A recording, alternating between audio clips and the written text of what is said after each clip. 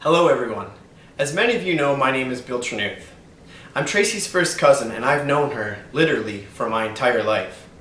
I've also known BrEndan since high school, since we shared the same circle of friends. I felt honored to be asked to serve as MC for their wedding, but when it came time to prepare a speech, I ran into some problems. You see, I know both Tracy and BrEndan personally, but I really didn't have much first-hand knowledge of them as a couple. I quickly realized that I needed to do some background work to understand who they were as a pair or an item, which is where this video comes in. I decided to interview people in their lives who know them best, starting with their own parents. Did you notice any sort of change in BrEndan after he and Tracy had been dating for a while? Herwig? No, I don't think so. I knew, I know the first time that he brought her here, we kind of talked about it afterwards, and I think one of the first things I said was, "There's a keeper," and but other than that, I don't think we've seen a dramatic change in him after meeting Tracy. Okay. Anne-Marie, did you notice anything different?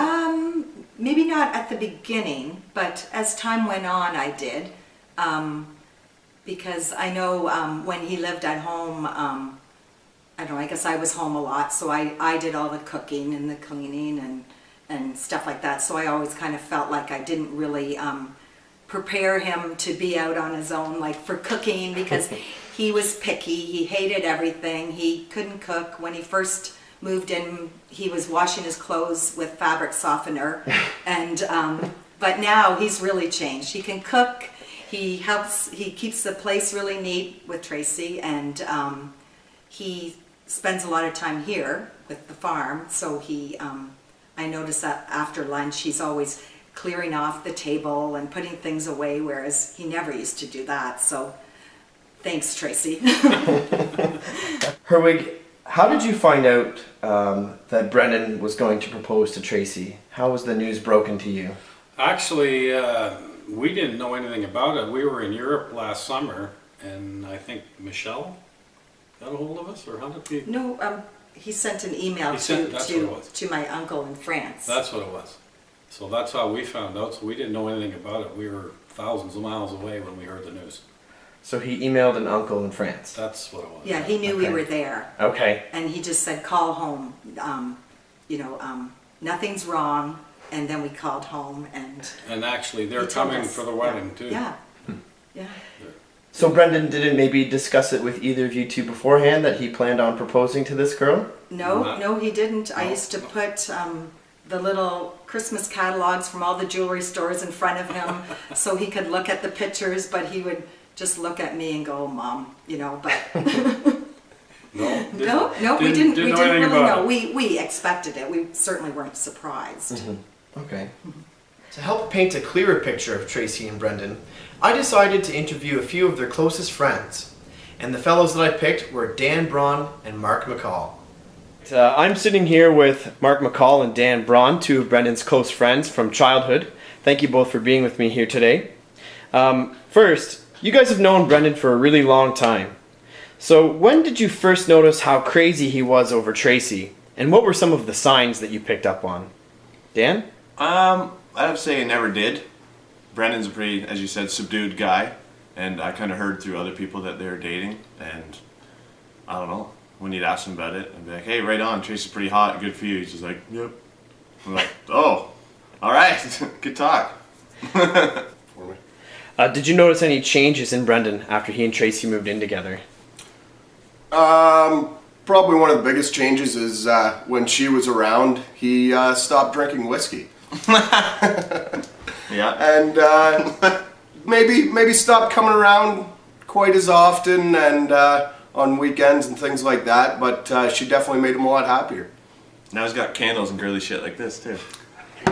Do you have any advice or warnings for Tracy that you think she should know about as they head into their new life together? You're definitely going to have to keep a lot of TP on hand. He tends to visit the washroom a little more often than most people do.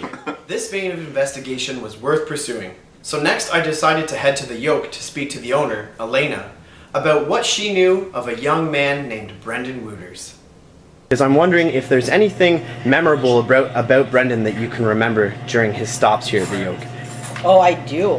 I had a really bad story about you, BrEndan. And I'm sorry, Tracy, you married this guy, but you should talk to me before about that. I told you a story. It was steak and dough night, late, and so I was working behind the bar, and I see somebody behind a tray to pull the flag from over there. That's his favorite team probably, which is a loser team. And so I ran behind the bar, and he turned around, and I punched him in the mouth, and he started bleeding. He said, "What you did that for?" And I said, "What are you doing?" He said, "Oh, nothing." I said, "I see you trying to steal the flag." He said, "No, I was just going to take it home." I said, "Well, if you ask me," he said, "I'll give it to you. You don't have to steal it." I said, "But the way you have an ID." I said, "I don't think you're old enough to drink." He said to me, "Oh yeah, I have an ID." And I said, "Well, show me." He said, "Well, I have to go home." And it's okay, and it better be the right ID, or you're not going to come back here with the right ID or your dad, because I don't want to serve you again. Well, it's about 10 years ago. I never see him after that, of course, because he didn't have the right ID. And I feel sorry for you, Tracy. Okay, Elena, that's a pretty incriminating story about BrEndan. Thanks so much for your time. And I can't help but maybe notice this hanging behind the bar. Yes.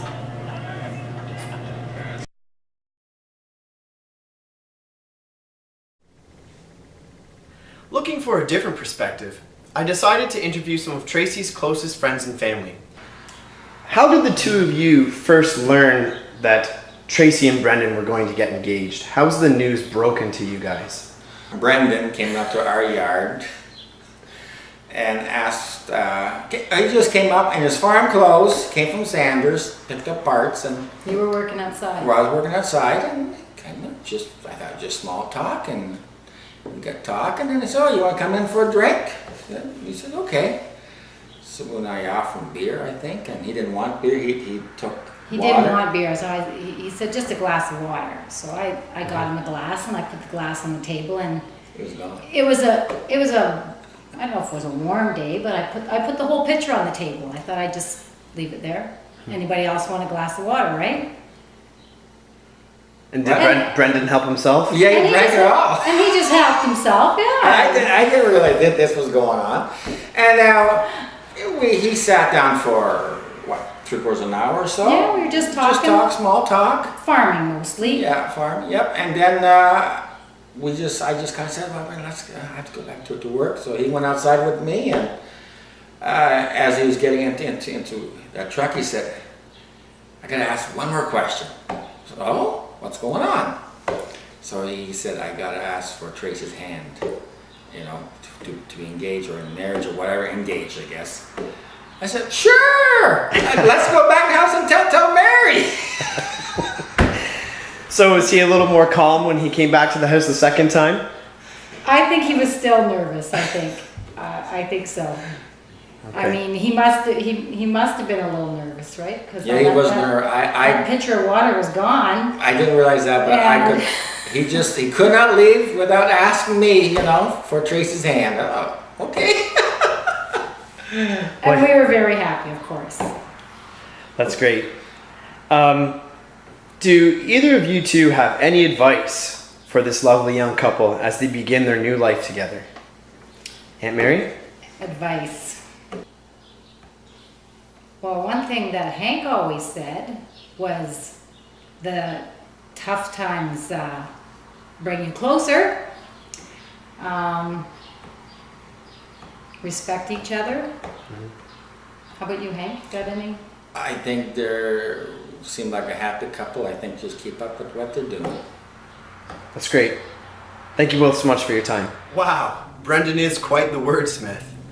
Finally, I decided to talk to one of Tracy's siblings to find out what they could tell me of Tracy and BrEndan. First, as an older sister who's already married, what advice would you like to give to Tracy as she starts her new life with BrEndan? Well, since you guys are already living in sin, you guys probably already know each other's mannerisms and things that annoy you and whatnot, but I I don't know, if things tend to get a little heated with Emil and I, then just, I don't know, walk away, I guess, and take a breather. Sometimes that helps. Was there anything you noticed that made you think that Tracy and BrEndan were getting quite serious? From the time that she told me that she got the coveted key to BrEndan's house, that's when I thought maybe things were getting a little serious. You've been Tracy's big sister her entire life. Do you have any advice for her? He doesn't like the nasty all-brand cereal you buy, so stop buying it. It does taste like rabbit food. Thanks a lot for your time today, Carla. Sure, no problem. Well, there you have it. It seems that Tracy and BrEndan's relationship has been pulled right out of a fairy tale, starting as early on as day one. I was especially fond of the part where BrEndan asked Tracy's dad for her hand in marriage. I think we've all learned something new about the lovely couple, and I'm sure that everyone here will join me in wishing them all the best. Congratulations again to the both of you.